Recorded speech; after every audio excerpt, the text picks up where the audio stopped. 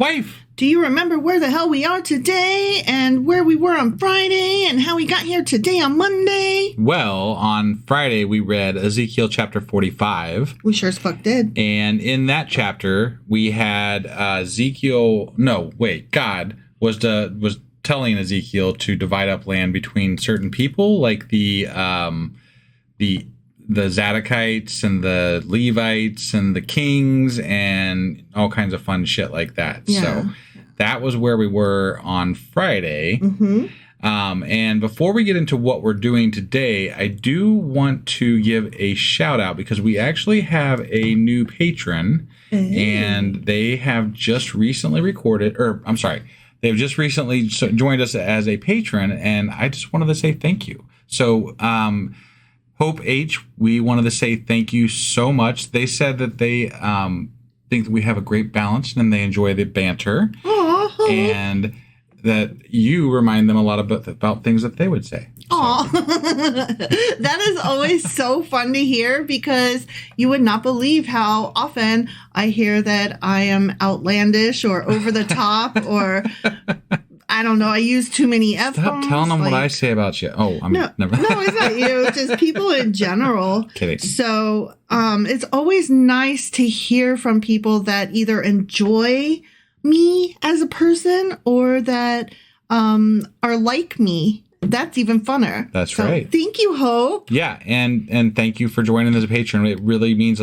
a lot to us. We couldn't do this without you guys, honestly. We're on a shoestring budget. We really are. Our shoestring is frayed. So Thank you so much, guys. Yeah, thank you.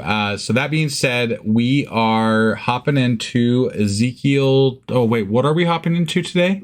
I almost messed that up. I'm taking your thunder there. Ezekiel Chapter 46. All right, let's do this. Okie dokie.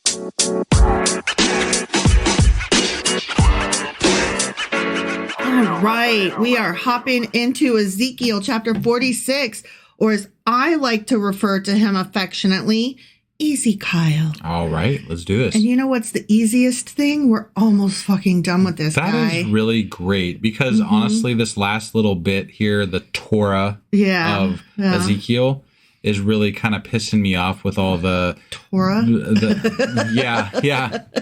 Basically, you have too much Torah in your Torah. Yeah. Speaking of which, a reminder that the final section of Ezekiel, chapters 40 through 48, which we are in the midst of, are often referred to as the Torah of Ezekiel. Yeah, and they're holding up to their end for good reason. Yes. So. We are going to read the book. Yeah. We are continuing on in this section, the ordinances of the temple. Okay. All right. So now this like rules of the temple. Okay. Rules of the temple. Right. Yeah. So it's just a continuation of where we were yesterday or Friday. Okay? I feel like Ezekiel spent too much time reading Leviticus, and he needed to get his head out of his ass. Any ass, really. The talking ass? Yeah. And he needed to read some other more fun shit. There's so many other books that would have been so much more fun to read. Didn't we like Esther? And study than Leviticus. But here we are reading Ezekiel, and he's just basically reiterating all of Leviticus in his own little version of it. He's like, you guys, I saw this crazy four-faced guy, and he was on wheels with wings and eyes, and God, it was crazy. Oh, but now 2 + 2 is 4. Right. 4 + 4 is 8. 8 + 8 is 16. 16 + 16 is 32. No, you know what I'm seeing here is this is the guy that has had mental issues his whole life, seen all kinds of things, crazy. Everybody thinks he's crazy. And then all of a sudden he's he's telling us, all this ancient, conspiracy theory. We got to go back to our roots or everything's going to go bad. Right. I can see who this guy is in today's world. I've met this guy. Is he your prepper? Maybe. Yeah. Your flat earther. Possibly. Yeah. I was thinking more like your crazy uncle, So he's your Bigfoot believer. Sure. Maybe not flat earth, but definitely Bigfoot. and questions whether we landed on the moon or not. Yeah, definitely. Hasn't taken a stance, but is open to the possibility. Yeah, that guy. Right. He's not like MAGA, like conspiracy theory, but he's conspiracy theory adjacent. Right? I don't know. I think this guy might be full on conspiracy theory. Really? I mean, he's seeing fucking shit, and he's got visions. But we just got through saying that he's Bigfoot, but not flat Earth. Right, but you said that. He's building fucking temples in his goddamn head in my version. Okay, so I'm like, what the fuck's this guy doing? He is flat Earth. He definitely questions whether we landed on the moon. Right. That's kind of where I was leaning. Okay. That's where I was. Sorry, I misunderstood. You said crazy uncle, and I was like, oh, that guy. I still want to hug him. I don't want to hug this guy. I mean, whatever. Because it depends on his personality. Okay, but this guy, he's all MAGA all the time. It seems that way. So I don't want to hug that because it's basically hugging a Nazi, and I'm not about it. Right. Punch a Nazi in the wiener. You know how I feel about rehabilitation. And, you are really big on that because you are a good person. I, however, am a cunt. And I'm just trying to live my best life and figure out all my mental health issues one pill at a time. Right. And I don't have time to spare for rehab for other people when I'm trying to rehab myself. That's fair. That's fair. Yeah. We all got to take care of us first. Right. You got to put your mask on first when you're on the plane. Yeah. Or else you'll die. Sure. I mean, you're going to die anyway if you're on the plane and it's going down. Well, okay, but like they say when the masks drop, you put your own oxygen mask on first before you help for the euphoria so that you don't know you die when you die. Are you serious? Yeah. Don't tell me shit like this. Is that what, honestly? It's pure oxygen. Yeah, but I thought it was like for turbulence, like when shit is going really bad, but like you're still flying. No, all that shit that they give you to do when the plane's going down, it's just to make you feel better. It gives you something to do and not panic. Oh. Yeah, you're dead. So, I mean, really, that's just, So really what I ought to be doing is getting out my phone and texting everybody, I love you, I'm dying. Yeah. And please feed the cat. I mean, to be fair, the mask might help you from passing out, but in the end, it doesn't really matter. So maybe I want to pass out before I probably do. Crash. I mean, I think if I was gonna, that might be a better way. Oh, I can't. That's plane crash. No. Okay, this is what the Sovereign Lord says. Yeah, the gate of the inner court facing east. The one that God left by. Early on, and then he came back by it. Yes. Yes. Because he's all about the East. Right. I'm all about that East, No, West. No, I don't know. No. I know what you're doing. I know what you're doing. Meghan Trainor. No, I'm aware. What's her name? Meghan Trainor? Yeah. Yeah, okay. I'm aware of what you were doing. I just didn't agree with it. You didn't agree with it? You didn't believe in it, or you just didn't like it? I wasn't feeling it anyway. Oh, okay. All right. So anyway, he's all about the East. And that is going to be shut on the 6 working days, but on the Sabbath day and on the day of the new moon, because we're pagan up in this bitch, it is to be opened. You can't go in it, but it's open. All right. Okay. All right. Oh, you know why? So that God can go out and take a leak. Right. And then come back in and hold it for another week. Yeah, because he doesn't have to show up because he's going to be there because he's in the temple. Yeah. So, he's got to go out and, do he's something. He's got to stretch a little bit. Then, right. He's got to take a stroll. And then they're like, get back in your box, God. The prince is to enter from the outside through the portico of the gateway and stand by the gatepost. And let us not forget that the prince is the king. Okay. And they Ezekiel uses those terms interchangeably. Right. Okay. The priests are to sacrifice his burnt offering and his fellowship offering. Okay. He is to bow down and worship at the threshold of the gateway and then go out, but the gate will not be shut until evening. Okay. Okay. I have a correction to make. Oh, yeah? Yeah, because it was a movie that I loved, I said that the oxygen masks on the planes just give you a sense of euphoria.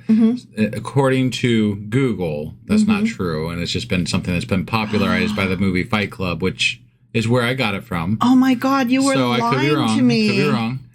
Yeah. You were misleading me. But regardless. So definitely put your fucking mask on, you guys. I mean, but like there is some sense of like, the tasks you're doing are just keeping you busy as you're plummeting to your death. Okay, but maybe you're not plummeting to your death. It's just really bad turbulence. Maybe an engine went out and then bloop, bloop, bloop, it kicks back on. You don't know. You don't know every plane. All right. You haven't tested every Boeing to make sure that all the doors are on wrong. Honestly, they didn't either. I know. Damn. So anyway, mask up, bitches. Yeah. All right. On the Sabbaths and new moons, again, because we're pagan. Right. The people of the land are to worship in the presence of the Lord at the entrance of that gateway. Because when he comes back from his stroll, he's going to be hanging out there? Okay. All right. Yeah. The burnt offering the prince brings to the Lord on the Sabbath day is to be 6 male lambs and a ram, all without defect. I am only curious. The best for God. I'm curious here. Because we built this whole fucking temple. We built this temple. Yeah, with all the places to sacrifice and eat shit in, right? And God lives there, and the whole thing, right? The priesties live there. But now on the Sabbath, we're going to go out to the gate to sacrifice shit and give to the Lord. There's an altar out there. There's an altar at that gate. But why? What's the temple for then? I don't understand. Is that like why do we have a temple if we're just going to do all this shit over at the gate? Because making your sacrifices at the altar is different from all your other godly duties that you're doing. But there was also an altar in the temple. Right, but they do different... Remember, like, early on in Leviticus, like, sometimes they put the blood on this, and sometimes they put the blood on that. Like, they have these cute little, like, daily planners. Yeah, rituals. Yeah. Like, okay... This is my morning ritual. This is my evening ritual. This is my sacrifice at the East Gate ritual. Like, they know what they're doing. They have planners. All right. Okay. All right. And they just do their thing at different altars on different days. Okay. It makes it special. I bet if it's raining, they stay inside. I bet they do. I bet you're right. The grain offering given with the ram is to be an ephah. And the grain offering with the lambs is to be as much as he pleases. Oh, okay. Along with a hin of olive oil for each ephah.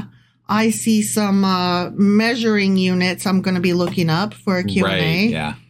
On the day of the new moon, because we're pagan, he is to offer a young bull, 6 lambs, and a ram, all without defect. Okay, all right. He is to provide as a grain offering 1 ephah with the bull, 1 ephah with the ram, and with the lambs as much as he wants to give, along with a hin of oil for each ephah. We should really put out there like a conversion kit for like ephahs and what's the other fucking measurements we came across in hins, but there was something else. Rods and whatever, yeah.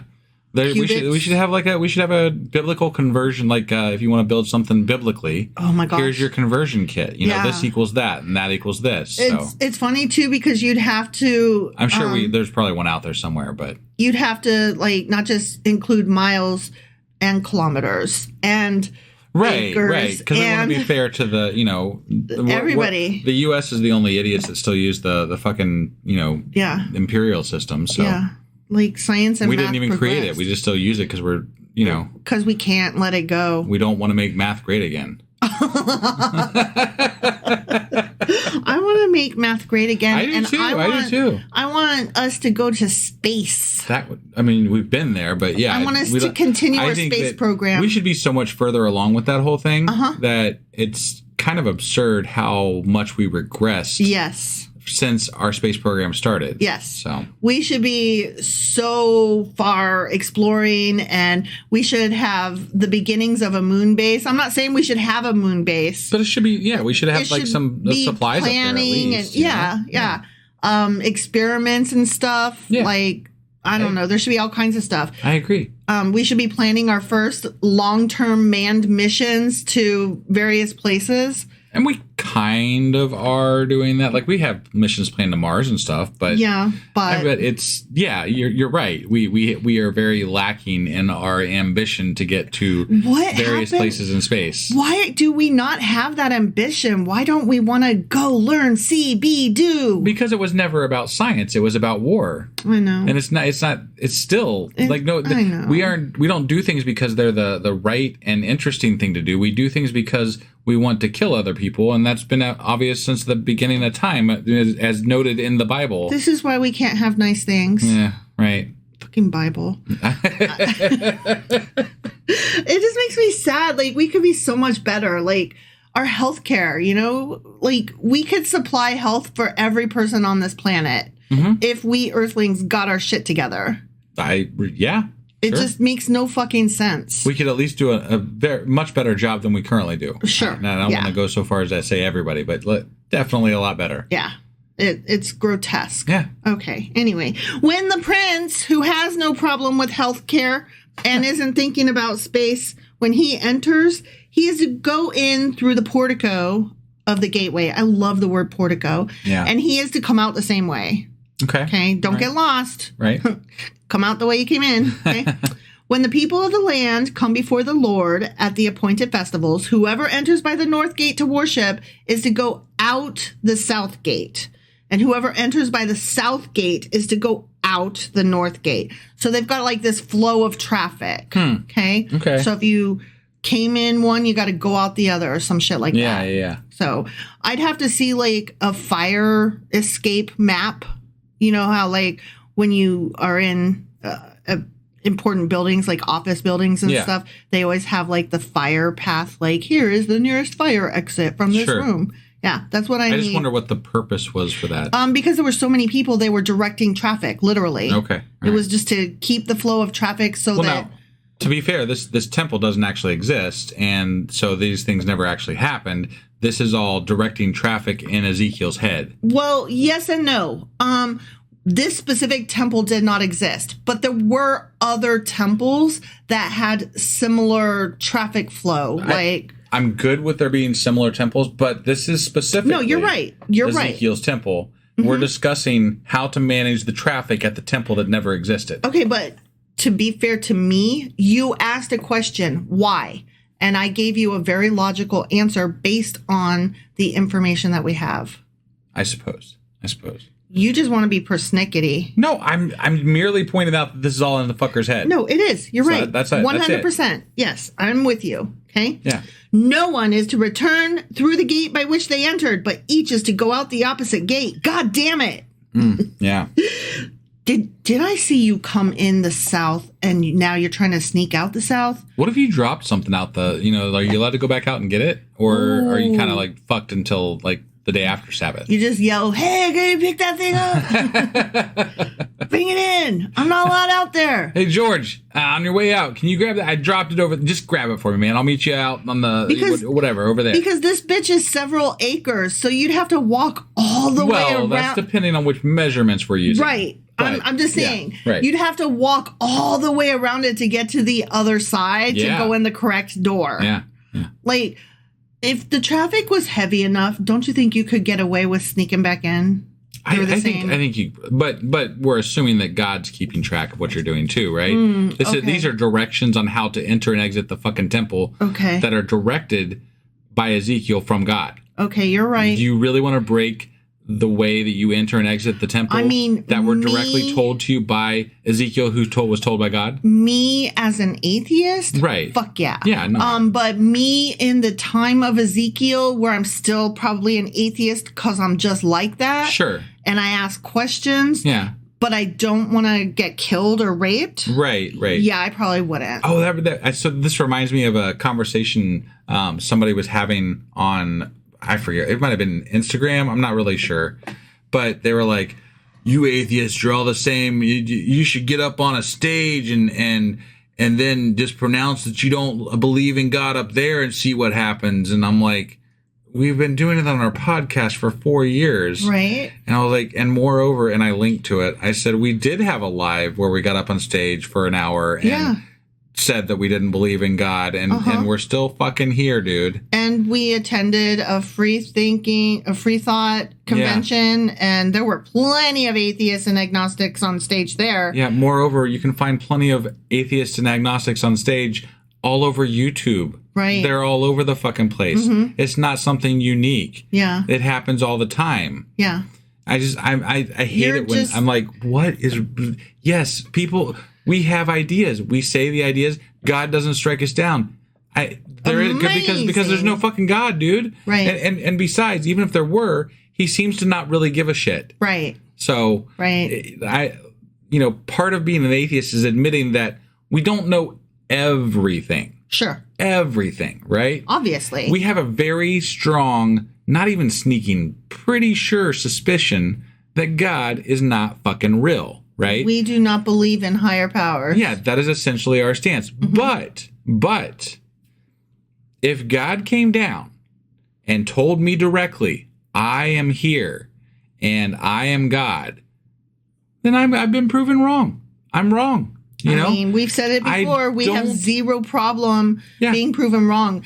The right and wrong of it, like, being right is not our goal. You know what I mean? Yeah. Having the correct information is the goal. Right. And if that means that we're wrong, okay. And why can't we just be honest? You fuckers are taking your direction from people who were herding sheep in the ancient Middle East. Right. Yeah, and there's no basis to believe any of this shit. Yeah. And that's why we read this thing the way we do, because even if we get our facts a little bit off occasionally, and we don't do it intentionally, we're genuinely trying to understand this thing, and we're genuinely trying to read it with the best, thought process we can muster up as we're going through it. Given that we were not raised in religion and have never read any of this. But there is no reason. There's no proof. There's no basis for taking any of this information and saying that it's true, other than the texts that we're reading.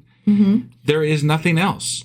Yeah. And I can't, that's why I can't take any of this real seriously. Mm-hmm. It's just ancient texts. And I wouldn't, I could take it seriously as a piece of literature that existed. Right. If we didn't still have to pretend like, if most of us didn't have to pretend like we somehow abide by these laws and rules because of social pressures to be Christian or to be whatever. Right. That's the bullshitty part. Yeah.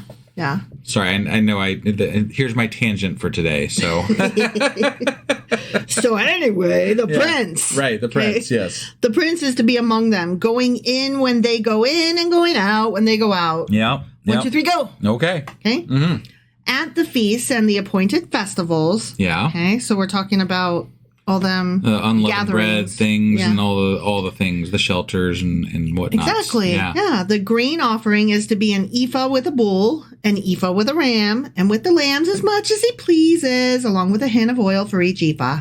Okay. All right. Yep. Don't forget your hin. I like how they say as much as he pleases, because that strikes me as, but I bet he's holding some back for himself. Mm-hmm. That was that bit where I was like, he's got some leeway there somewhere, When the prince provides a free will offering to the Lord, whether a burnt offering or fellowship offerings, the gate facing east is to be opened for him.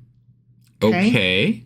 He shall offer his burnt offering or his fellowship offerings as he does on the Sabbath day. So these are the gates to be opened on these non-Sabbath days that are festivals when he's doing these specific tributes or whatever the fuck they are, the offerings, right? Yeah. So that's interesting. Yeah. Kind of. I guess it's another ritual. It's another practice. It's another thing. Yep. But okay. All right. It's another thing to jot down in your planner. Yeah. Then he shall go out, and after he has gone out, the gate will be shut. Okay. You just shut that gate. Yeah. Every day you are to provide a year-old lamb without defect. Right. That's a lot of fucking lambs. Yeah. For a burnt offering to the Lord. Morning by morning you shall provide it. Wow. That is a lot of fucking lambs. Yeah. How did they not make the lamb population not exist? Well, there was also a lot of fucking lambs. They were feeding the people. So I mean, the clothing, they were taking care of. There was a lot of lambs. Okay. How do we have enough cows to feed all the fucking Americans who want hamburgers? There's a lot of fucking cows. All right. That's fair. Okay. I'm just one every day, though. Where'd you keep them all? I don't know. 365, That's a lot of fucking sheep. It's really not, though, in the grand scheme of things. It's kind of like in movies where the dude says to the woman he's wooing, I'm going to send you 1,000 roses. Yeah. But then when... More like 2 dozen. When the... Yeah. Sorry. When the what now? When the person, like the director, is putting it together, it looks like it's only about 2 dozen. Right. So he has to do much more than 1,000 roses. Sure. To make it look like. Right. So it's actually more like, 10,000 roses or some shit like that. Right. So I just have a really hard time picturing, right. Yeah. what it actually is. Gotcha. I have rose syndrome.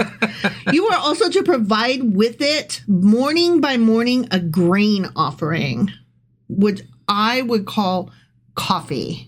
Right. I need a cup coffee. of. It's not grain. I just need a cup of coffee every morning. And they say morning by morning. I say coffee. This seems like this is the priest or king's breakfast.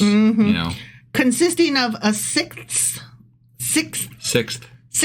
of an ephah with a third of a hin of oil to moisten the flour. Okay. I don't like the word moist. No, yeah.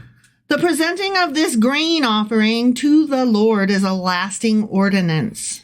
Huh. It's a forever law. Don't you fucking forget it. Okay? Yeah. So the lamb and the grain offering and the oil shall be provided morning by morning for a regular burnt offering. Wonder if they still do that. I doubt it. They never did it because all these things that they've been listing off in this last bit of Ezekiel seem very grifty. Like it's very fucking grifty. Oh yeah, we talked about that last week. Yeah, very grifty. Moreover, you pointed out, doesn't the coming of Jesus make all this shit null and void? Yeah. Yeah. So what? There's no point in making this temple at this point. To the Christians, there's no point. Right. To the Jewish people, they would think, no, there is still very much reason. Right. And to the Christians, they're like, don't impact us none, but go ahead, because we really like it when your prophecy happens so that our religion can kickstart. Well, but the Christians do still believe that this temple has to be built because it's part of their prophecy as well. It's just so weird. So it's our religion depends. I know we keep saying this. Our religion depends on your religion. So as soon as your religion does its thing, then our religion will start shooting off the fireworks. Yeah. Yeah. That just makes no fucking sense. Yeah. And then Islam is out there going, what do we do? Right. Do we fit in any? Is anybody I don't waiting on us? They just created something kind of entirely different. So yeah. I had read a little bit about it. I'm really interested if we get there because they have some really interesting stories. Yeah, I mean, I think we would be really bored in the beginning of the Quran because there's going to be a lot of, repeat because it's the Old Testament stuff. There's a lot of the Old Testament stuff in the Quran. Yeah, but some of it is different. It's the same people, but told from a different perspective. Yeah. Or I don't know. I'm really interested. Yeah. So whatever.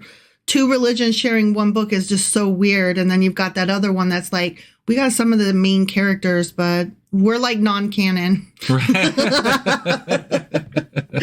That's funny. Yeah. Oh, I just made myself laugh. Okay. This is what the sovereign Lord says. Okay. If the prince makes a gift from his inheritance. Oh, we're moving on to land shit now. Oh, okay. Yeah. If the prince makes a gift from his inheritance to one of his sons, it will also belong to his descendants. It is to be their property by inheritance. Got it. If, however, he makes a gift from his inheritance to one of his servants, the servant may keep it until the year of freedom, meaning the end of the tribulation. What's that called? Right. No, I know what you're talking about. It was the 7-year thing or whatever. But that's interesting because we had also learned that the time that they were talking about in Ezekiel that they celebrated that what is that festival. thing called?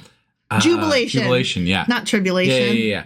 That time that they celebrated there might have been the very last time that was ever celebrated. So that's interesting that it's brought up in that manner. He's like, we're going back to jubilations. But I do have a problem with the fact that the kings are allowed to gift land in these God-given areas. Right? I actually have some notes about this. So do you want me to get into it in our Q&A, or do you want me to get into it now? Go ahead and get into it now. Okay.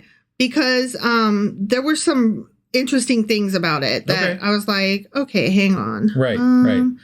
Hold on. I've got next chapter notes clogging up my shit here. Just while you're looking, my biggest problem with the whole kings are allowed to give their sons and then descendants all get this land is that God is dispersing this land to the kings And then if there's a new king that's from a different group, what, do they just keep divvying up this land, or what's the deal? Hang on. Like I said, let me find what I'm looking for, because I did read something about it. Okay. Inheritance given to sons and to servants in order, blah, blah, blah. No, that's not it. Okay.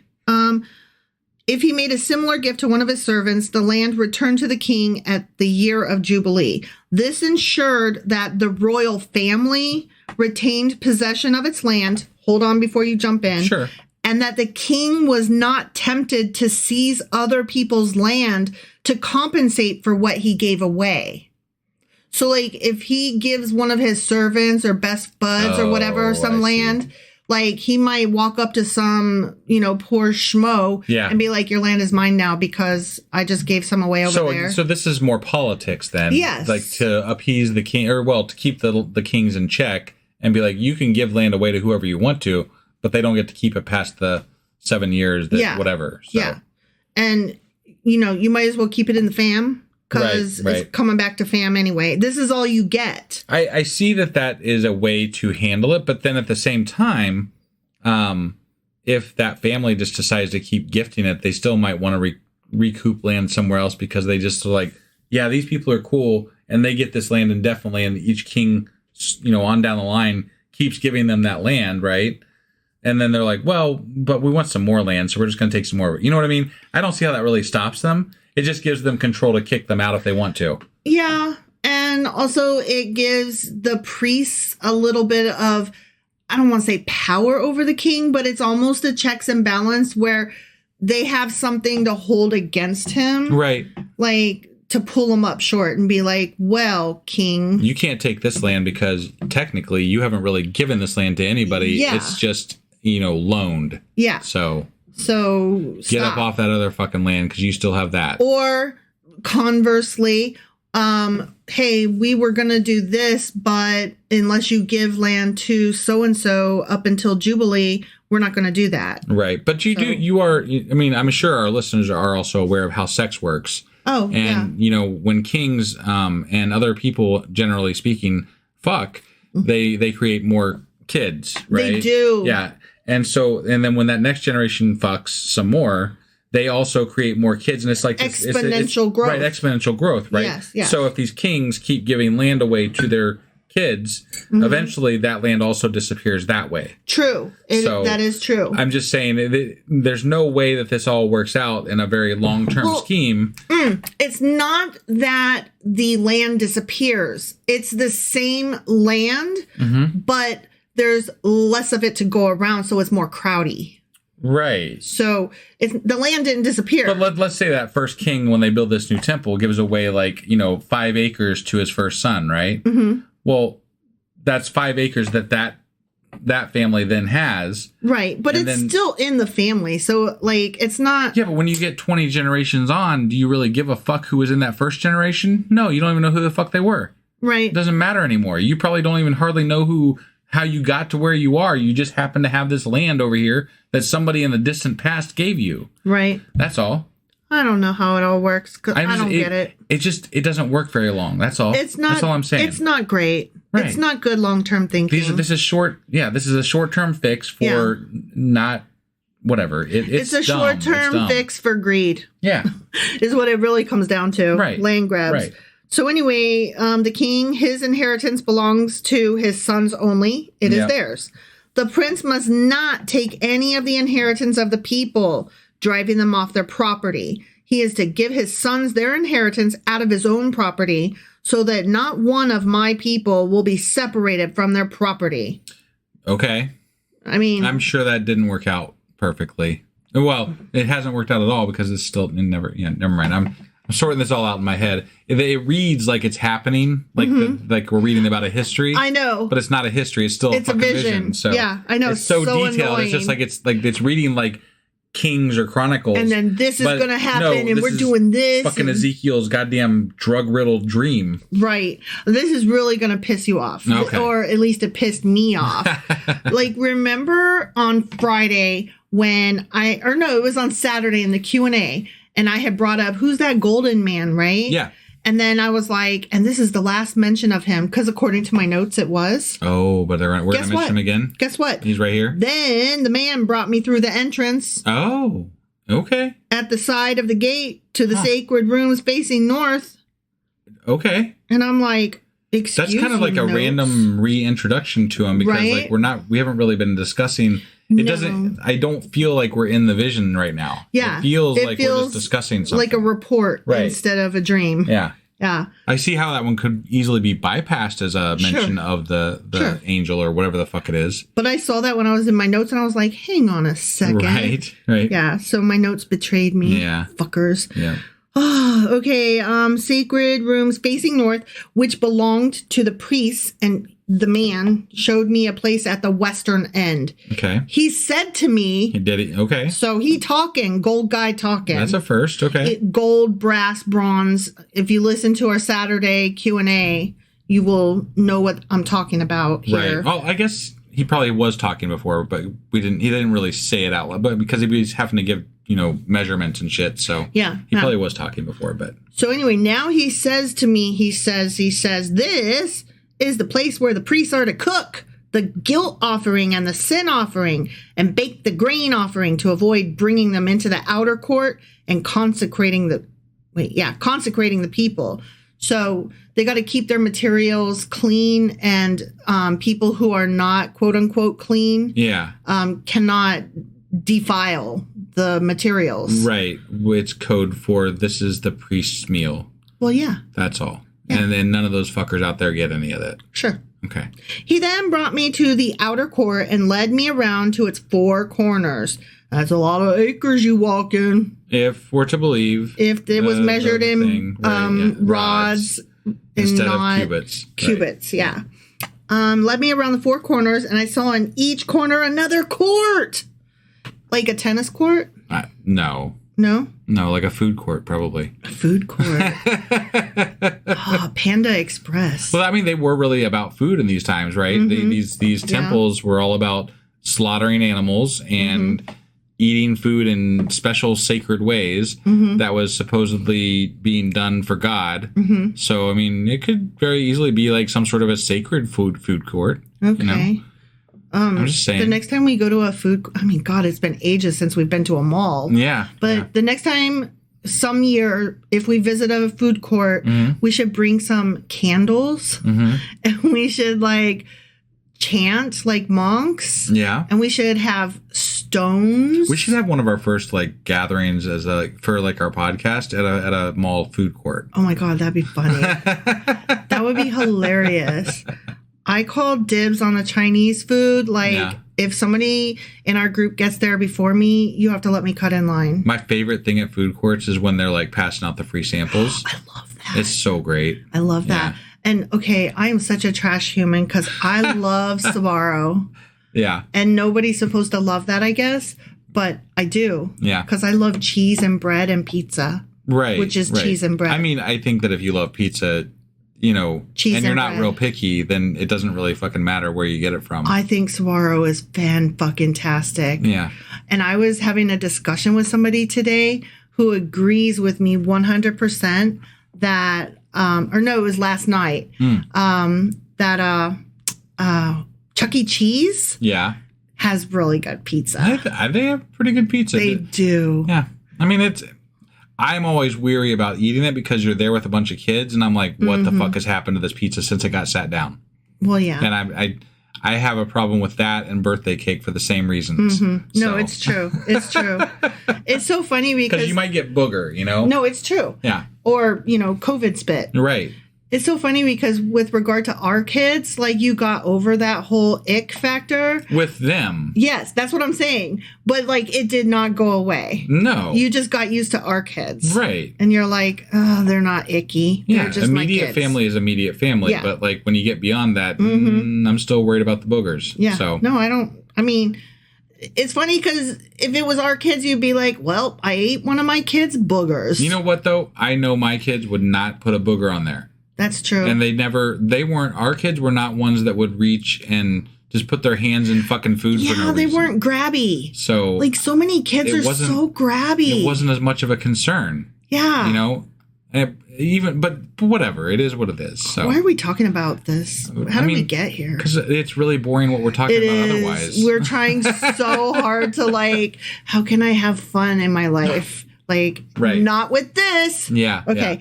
Yeah. In the four corners of the outer food court, just kidding, the outer court were enclosed courts 40 cubits long and 30 cubits wide. Or rods, who the fuck knows. But our translation says cubits. Sure. Each of the courts in the four corners was the same size. Around the outside, just kidding. Around the inside of each of the four courts was a ledge of stone with places for fire built all around the ledge, all around under the ledge. Okay. Fire. Yeah. He said to me, these are the kitchens where those who minister at the temples are to cook the sacrifices of the people. The end. Oh, okay. That was abrupt. So they're not food courts; they're kitchen courts. Okay. This is where they cook their shit. Just like those big fires that were around the edges; those are just big barbecue pits, apparently. Yeah. So basically, I mean, honestly, that could be kind of cool. It could. You know what? We have this festival around here called the Pork Festival. Yeah, in Preble County, Ohio. Like everywhere you go there's somebody with like a big long grill cooking pork chops. And actually, one of my grandparents when I was younger, he used to him and his church had a booth there every year, and they would cook pork chops. So I went there a couple of years to help out, and it was one of the greatest things ever because you're sitting there cooking pork chops, and occasionally, maybe a little more often than needed to happen, one would hit the grass. Oh no! And I know you can't sell that one, so obviously you got to eat it. Yeah, and you got to damage it out. It's true. Yeah. You just can't sell that to other people. But, right. Yeah, it was tragic. It was really tragic. Yeah. I love the Preble County Pork Fest. My first experience with it. When I first moved here to Ohio, back in the end of 2000, so I've lived here, it feels like forever and still new. Right. But there was this a cappella band that traveled, Tonic Sulfa. Yeah. And they're still on YouTube, but they were ahead of their time. Like, I actually always get them confused with that pentatonics. Pentatonics, yeah. That's so. But yeah, Tonic Sulfa is ahead of their time because they were doing it. It was so popular. Like they were doing a lot of covers. They were putting out albums. Yeah, and like it just seemed like they couldn't quite get the traction. Right, and then like pentatonics hit. And it was like, womp, womp. Yeah, there's only room for one, a cappella band. Yeah, like we're the exception. Yeah. But no, they were pretty good. They were really good. And they had like a comedy kind of thing. Like they were very talented and they were funny. They were great showmen. And they were accessible, if I recall. They kind of like walked around the pork festival and stuff too, I think. They were very friendly. They made fun a little bit of the Pork Fest being such a like hick country thing. Yeah. Because like they're used to playing in like coliseums, like California, right? And then they come, to the Midwest Pork Fest. And it's true. No, I mean Preble County is definitely. I mean, this is like the place where they've got tractor pools. Yeah, we had those when I grew up in a town called Farmersville, and we had tractor pools out, and we had to catch grease pigs. Like that was a thing. Yeah, like the country is real, you guys. The country is real. Yeah. It's you can literally drive down a road and get caught behind a tractor, and all the time. And you can legitimately tell your boss, "I'm so sorry I was late. I was caught behind a tractor." Yep, and it tracks. Like they're like, of course. Well, it tracks if you don't if you're not going to work in a city. Sure, no, but I mean, like if you are going to work in the middle of Dayton, but they know that you live out in the country, and you say, "I got caught behind a tractor coming in," they will believe you if they know anything about the country. Yeah, and it depends on who you're talking Obviously. to. There are people who are strictly city around here. No, I know, but there are also there are a lot of people that live in the country. So it is what it is. I have to say, like this sounds so crazy. Like there are actually gangs in Dayton. Like not a lot, not hardcore, but like there is some gang activity here. Okay, but I can't take it seriously for two reasons. And like, I know, right? Like a gun's a gun and you can get shot regardless of how seriously you take it. Yeah. Right? Like the gun doesn't care about your fucking feelings, dumbass. Sure. Okay, but here's 2 reasons I cannot take Dayton gang seriously. Okay. You drive 20 minutes in any direction and you're in a fucking cornfield with signs pointing you to the corn maze and fresh produce. And I cooked too much, or I grew too many cucumbers free. Tomatoes, take them. Yeah. You know? Right. So I'm like, really, gangs? Really? 20 minutes out and it's all country. Okay. That's the one thing. The other thing is that, okay, I lived in San Antonio and they got some fucking gangs out there. Okay.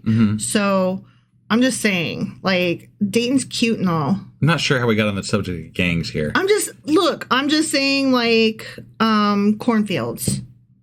Sure. That's what we were talking about. That's a great correlation. Yeah. Because all I can think is, like, you drive out the city 20 minutes in any direction and you're in the cornfield. It's true. It's true.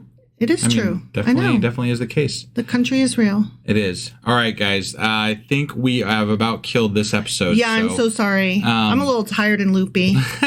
So that was Ezekiel chapter 46. It sure as fuck was. Which means that we'll be back tomorrow with Ezekiel chapter 47. All right. We'll see you then. Bye.